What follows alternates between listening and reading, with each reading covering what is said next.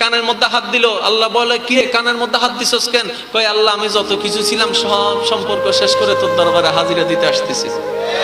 আল্লাহ আমি তোমার দরবারে হাজিরা দিতে আসতেছি। আল্লাহু আকবার। হাত বেঁধে ফেললো। আল্লাহ বলে যে, বান্দা তুই হাত বেঁধে ফেললি কেন? এইভাবে আসামির মতো দাঁড়াই আসস কেন? আল্লাহ গো, তোমার একটু রহমত পাওয়ার জন্য, একটু দয়া পাওয়ার জন্য। মওলাকে আমি কোনো ডাক্তার হয়ে আসি নাই, ইঞ্জিনিয়ার হয়ে আসি নাই, তোমার দরবারে তোমার বান্দা হয়ে এসেছি। আল্লাহ আলহামদুলিল্লাহি রাব্বিল আলামিন। বান্দা যখন বলল আল্লাহ আলহামদুলিল্লাহি রাব্বিল আলামিন, বান্দা বলল, নিজের কানে শুনলো, আওয়াজটুকু জমিনটুকুকে ভেদ করে, আসমানকে ভেদ করে লা মাকানে আল্লাহ পাকের আরশে পর্যন্ত চলে গেছে।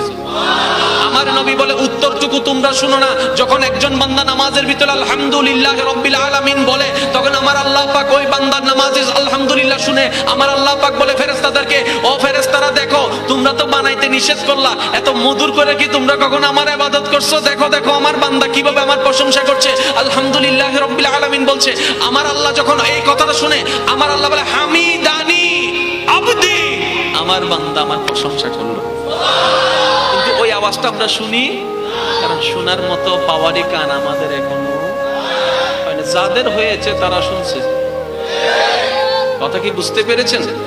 আমি নামাজ পড়লাম, আমি এখন রুকুতে যাচ্ছি, সুবহান রাব্বিল আযীম, সুবহান রাব্বিল আযীম, সামি আল্লাহু লিমান হামিদা, আল্লাহু আকবার, সুবহান রাব্বিল আলা।